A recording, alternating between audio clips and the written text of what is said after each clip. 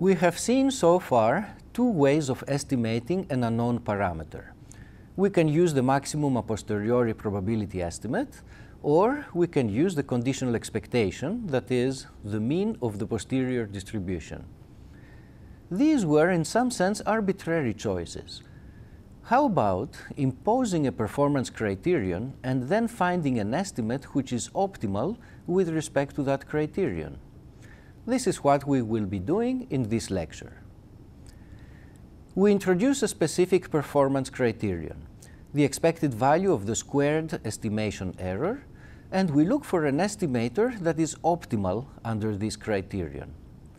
It turns out that the optimal estimator is the conditional expectation, and this is why we have been calling it the least mean squares estimator.